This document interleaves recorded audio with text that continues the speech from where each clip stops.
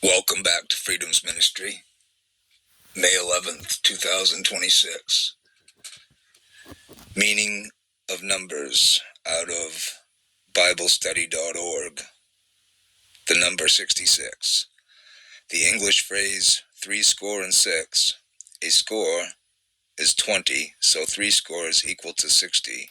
Used for the number 66 is recorded 5 times in 5 King James Bible verses.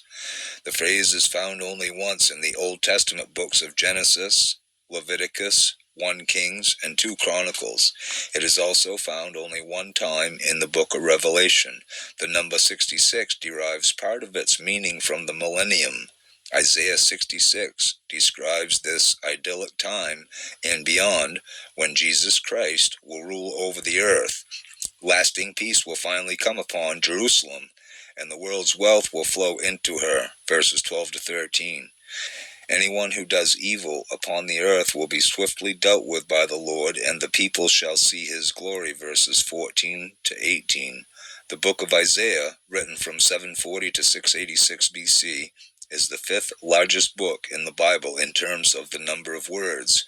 It contains 66 chapters, 1,292 verses, and 37,044 words.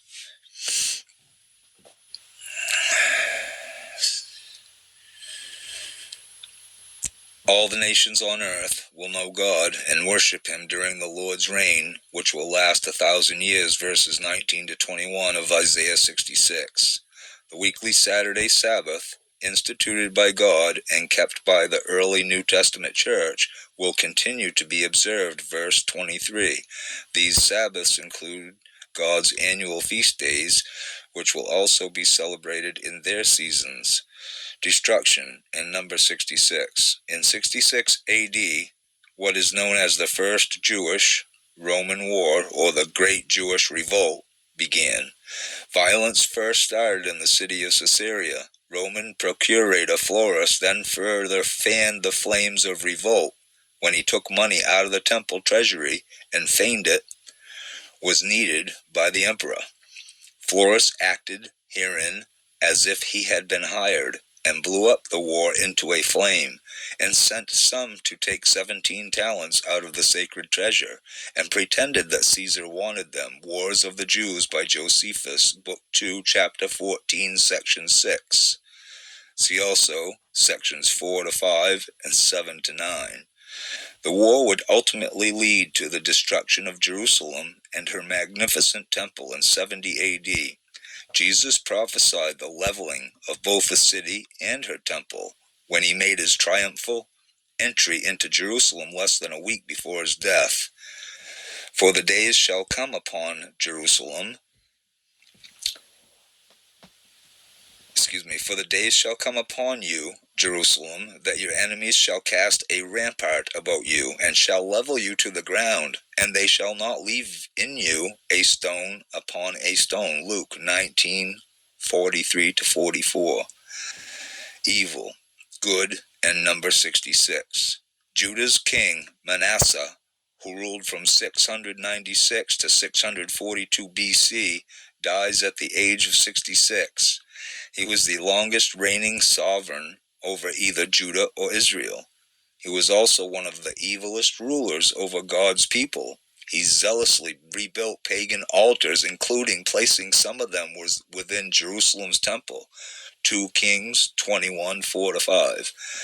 Manasseh's indulgence in evil even included burning his sons to death as a sacrifice to his pagan deities, verse 6. He was known for filling Jerusalem with the blood of countless innocent victims, verse 16.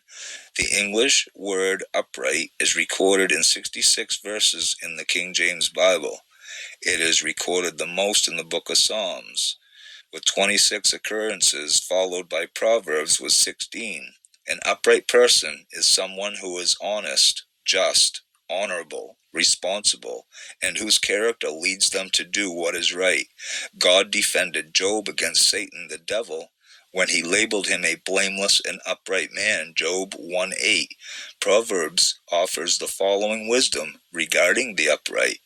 The integrity of the upright shall guide them, but the perverseness of transgressors shall destroy them. Proverbs 11:3. The sacrifice of the wicked is an abomination to the Lord, but the prayer of the upright is his delight. Proverbs 15:8. More info on biblical meaning of 66. There are 7 words and phrases in the Bible's original languages that are recorded exactly 66 times. The Hebrew word Levi, probably killed it, Strong's Concordance number H3878 is recorded 66 times in 63 Hebrew Old Testament verses.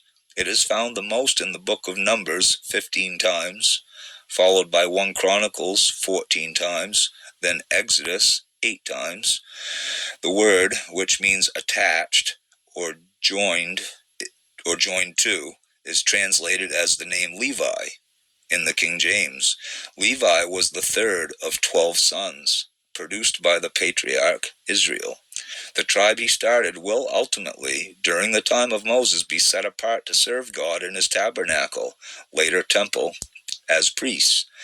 The sons of Leah, Reuben, Jacob's firstborn, and Simon, and Levi, and Judah, and Issachar, and Zebulun. Genesis 35:23. At that time the Lord separated the tribe of Levi, to bear the ark of the covenant of the Lord, to stand before the Lord, to minister unto him, and to bless in his name unto this day. Deuteronomy 10:8. The Hebrew word sherith, probably killed it, Strong's Concordance number H7611 is recorded 66 times in 66 Hebrew Old Testament verses. It is found the most in the books of Jeremiah 24, followed by Ezekiel 7. The word is used to refer to a remainder or surviving group of people. It is commonly translated as remnant or residue in the King James. For out of Jerusalem shall go forth a remnant, Sherith, and they that escape out of the Mount Zion, the zeal of the Lord of hosts shall do this. 2 Kings 19, verse 31.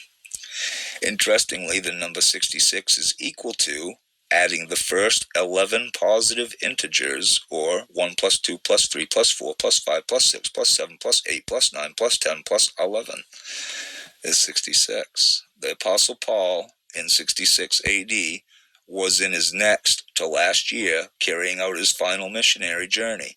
During this evangelistic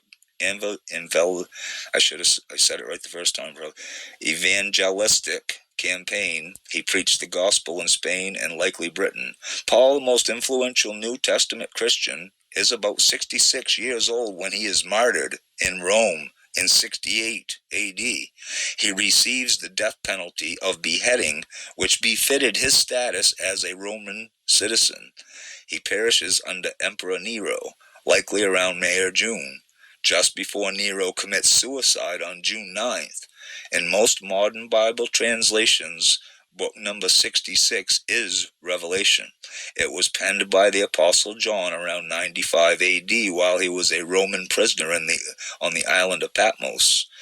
The Greek word karpos, Strong's number G2590, 990, is recorded 66 times in 56 Greek New Testament verses.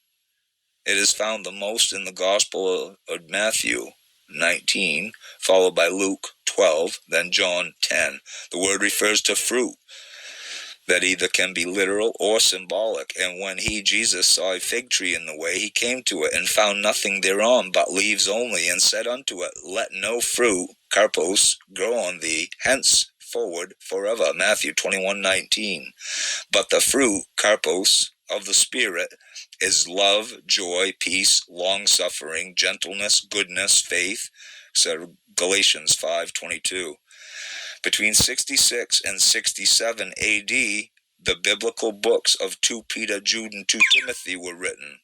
The only biblical book with more than 66 chapters and Psalms.